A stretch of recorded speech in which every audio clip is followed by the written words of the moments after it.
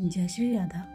भारत भूमि सदैव संतों की भूमि रही है। ऐसे ही संत थे ज्ञानेश्वर संत जी, जिनके शिष्य थे श्री त्रिलोचन जी महाराज। त्रिलोचन जी महाराज वैश्य थे, वैश्य में भी महाजन थे।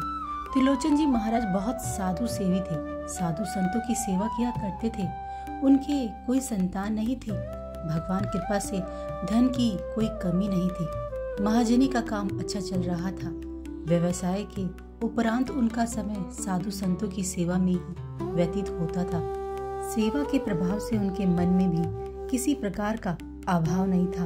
वे सदैव प्रसन्न मुद्रा में ही रहते थे। उन्हें कभी इस बात का अभाव नहीं हुआ कि उनका बेटा बेटी नहीं है। वे कहते थे प्रभु की इच्छा है, नहीं हुआ तो नहीं हुआ। लेकिन एक बात की चिंता उनके मन में रहने लगी कि अब हम बूढ़े हो चुके हैं और हमारे ठाकुर जी की सेवा कैसे होगी। और ठाकुर सेवा तो अपने हाथ से ही करनी चाहिए, किसी नौकर चाकर के हाथ से नहीं की जा सकती। व्यक्ति को स्वयं से ठाकुर जी की सेवा में संलग्न होना चाहिए। अभी तक त्रिलोचन महाराज जी अपनी पत्नी के साथ ठाकुर जी की सेवा किया करते थे, परंतु अब उनका शरीर वृद्ध हो चुका था। वह सोच रहे थे, हे प्रभु, अब कोई सेवक मिल जाता, जैसे साधु संतों की सेवा होती रहती और हमारा भी काम चलता रहता। त्रिलोचन जी महाराज सदैव इसका चिंतन करने लगे कि अब कैसे साधु संतों की सेवा होगी। पंडरीनाथ भगवान पंढरपुर के ठाकुर जी त्रिलोचन जी महाराज जी की ये दशा सहन नहीं कर पा रहे थे। इसी कारण उन्होंने स्वयं नौकर बनने की सोची और ठाकुर जी स्वयं नौकर बनकर आ गए।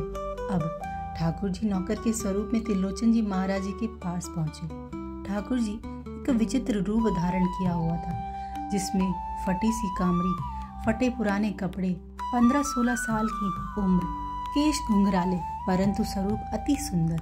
परंतु ऐसा लग रहा था जैसे महीनों से नहीं नहाया हो।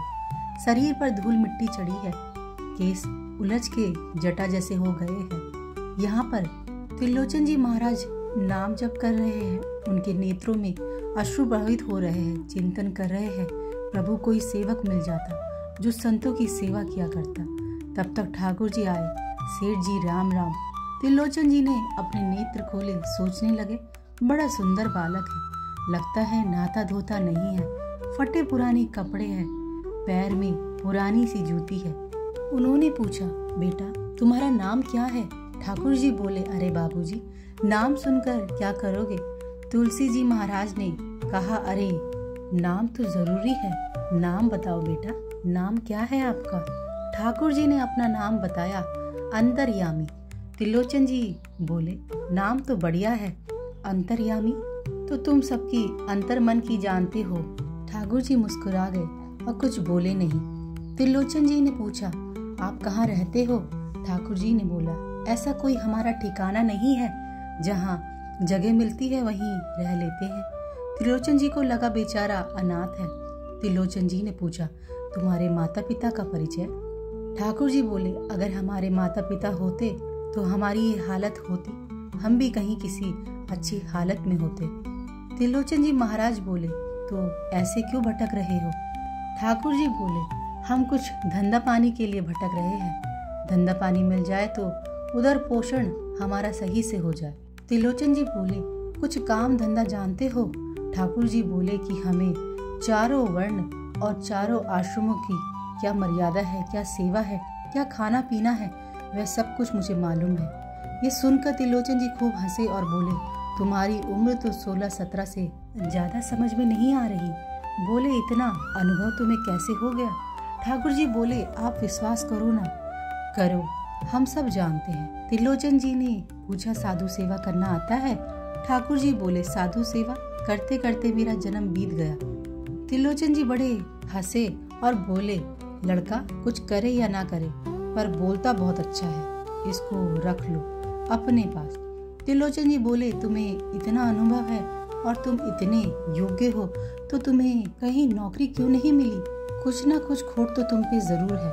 ठाकुर जी बोले, हाँ, एक खोट है हमारे भीतर। हम काम से पीछे हटते नहीं, सब काम करते हैं, पर हमारे बारे में कोई शिकायत करने लग जाए तो हम वहाँ पर रहते नहीं हैं, हम वे जगह ही छोड़ देते हैं। त्रिलोचन महाराज जी ने पूछा, क्या शिकायत करते हैं लोग? ठाकुर जी बोले, हम बहुत खाते हैं। त्रिलोचन जी हंसने लगे, बोले, घर में अन्न धन की कमी नहीं है, कितना खाते हो? ठाकुर जी बोले, मैं 5 से 7 सेर खा लेता हूँ। ठाकुर जी ने ऐसा क्यों कहा, ये बात विचारनीय है, क्योंकि अगर घर में ठाकुर जी विराजमान है तो उन्हें कम से कम 5 सेर का भोग अवश्य लगाना चाहिए, नहीं तो दोष लगता है। त्रिलोचन जी ने कहा, आप 10 सेर खाओ, 12 सेर खाओ, हमारी तरफ से खाने में कोई कमी नहीं है, पर साधु सेवा में कोई कमी नहीं होनी चाहिए। ठाकुर जी सोचने लगे, बड़ा उदार भक्त है। ठाकुर जी ने अपना प्रश्न कड़ा कर लिया और पुनः बोले, हम साधु संतों की सेवा करेंगे, आपके ठाकुर जी की सेवा भी करेंगे, आपकी भी सेवा करेंगे, लेकिन हमको रोटी बनाकर माता जी को खिलाना पड़ेगा। आपकी जो गृहिणी है भक्तानी, उनको हमारे लिए खाना बनाकर हमें देना होगा। अभी तक त्रिलोचन जी की गृहिणी ही खाना बनाती थी, तो उन्होंने अपनी गृहिणी से कहा, सेवक तो एक मिल गया है, परंतु इसने एक विचित्र शर्त रखी है, तुम्हें अपने हाथों से खाना बनाकर इसे खिलाना होगा। त्रिलोचन जी की पत्नी बहुत सरल थी, वह बोली, अरे कोई बात नहीं, मैं बना दिया करूंगी। लोग कहते थे तुम्हारा बेटा नहीं तो मैं इसे अपना बेटा मानकर ही इसे खिलाऊंगी। त्रिलोचन जी बोले, परंतु एक बात का सदैव स्मरण रहे, अगर ये कह दिया कि ये पेटू है, बड़ा खाता है, तो ये यहाँ से चला जाएगा। त्रिलोचन जी की पत्नी बोली, हम क्यों कहेंगे ये बात? त्रिलोचन जी महाराज की यहाँ पर ठाकुर जी ने 13 महीने सेवा की, नौकर बनकर सब तरह की सेवा, चौका बर्तन से लेकर झाड़ू लगाने तक, खाना बनाने तक, सब सेवा ठाकुर जी ने त्रिलोचन जी के घर पर करी। इतना ही नहीं, ठाकुर जी कभी कभी त्रिलोचन महाराज जी की भी मालिश कर दिया करते थे, उनके कपड़े धो दिया करते थे, उनको चकाचक रखा करते थे। ठाकुर जी के त्रिलोचन जी महाराज घर पर आने से रिद्धि सिद्धि बहुत बढ़ गई थी। साधु संत भी वहाँ बड़ी संख्या में आने लगे, उत्सव महोत्सव बहुत होने लगे। जो साधु जिस प्रकार की वस्तु पाना चाहता है, भगवान वही वस्तु बना देते और सब संतों की निरंतर सेवा किया करते थे। समाज में त्रिलोचन जी महाराज की जय जयकार होने लगी कि त्रिलोचन जी महाराज के यहाँ साधु संतों की बड़ी सेवा हो रही है। ऐसा करते करते 13 महीने बीत गए। एक दिन त्रिलोचन जी की गृहिणी एक घर में गई। वहाँ पर सभी माताएं मिलकर चर्चा करने लगी। एक माता जी ने त्रिलोचन जी की गृहिणी से बोला, अरे तुम्हारे यहाँ अंतर्यामी क्या आया, स्वयं भगवान जी ही आ गए, ऐसी रिद्धि सिद्धि घर में आ गई है।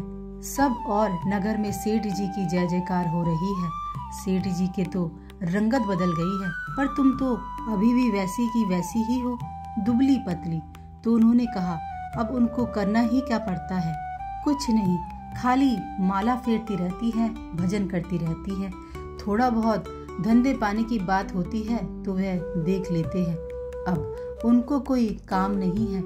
माता जी पुनः बोली, तो आपको भी कोई काम नहीं होगा, अंतर्यामी ही आपका भी सारा काम करते होंगे। त्रिलोचन जी महाराज की गृहिणी के मुंह से निकल गया, नहीं, यही तो बात है, अंतर्यामी सब करता है, पर अंतर्यामी की सेवा हमको करनी पड़ती है। अच्छा, क्या सेवा? हाथ पांव दबाना, कपड़ा धोना। बोला, ये कुछ नहीं, उसको भोजन कराना पड़ता है बनाकर। अरे बहन, क्या खाता होगा 16-17 साल का लड़का, 2-4 रोटी खाता होगा। त्रिलोचन जी महाराज की गृहिणी बोली, अरे कुछ मत पूछो, 5 सेर 7 सेर एक बार में ही खा लेता है। अच्छा, देखने में तो लगता नहीं है इतना खा लेता होगा। त्रिलोचन जी महाराज की गृहिणी के मुख से ये बात निकलते ही ठाकुर जी अंतर ध्यान हो गए। ठाकुर जी जब अंतर ध्यान हो गए तो त्रिलोचन जी बहुत दुखी हुए, उनकी पत्नी बहुत दुखी हुई, खाना पीना छोड़ दिया, रोने लगे, घर घर जाकर पूछते, मेरा अंतर्यामी देखा है कहीं? अंत निश्चय किया, प्राण ही त्याग देंगे। तो साक्षात ठाकुर जी ही आ गए। ठाकुर जी बोले, हम तो सदा से संतों की नौकरी करते हैं, हम तो आज भी तुम्हारे नौकर बनकर आने को तैयार हैं, अब और भी। त्रिलोचन जी रोने लगे, बोले, जगतनाथ, जगतपति, लक्ष्मीपति बेकुंड नाथ को, रुक्मणी नाथ को मैंने अपने घर में नौकर बनाकर रखा, मेरे पैर दबाए, आपने मेरे बर्तन साफ किया, रसोई बनाई, मैं बहुत अधम हूँ। भगवान ने हृदय से लगाया, बोले, हम तो बहुत प्रसन्न हैं। भक्तमाल की कथा में नाभा जी ने त्रिलोचन जी महाराज को चंद्रमा कहा है, भक्ति जगत का चंद्रमा। सिखों का जो पवित्र गुरु ग्रंथ साहिब है उसमें भी श्री त्रिलोचन जी महाराज के पद सम्मिलित किए गए हैं। इसीलिए तो कहा जाता है कि सदैव संभल कर बोलिए। प्रभु बहुत ही लीला बिहारी है, वो कब किस रूप में आ जाए पता नहीं चलता। जय श्री राधा।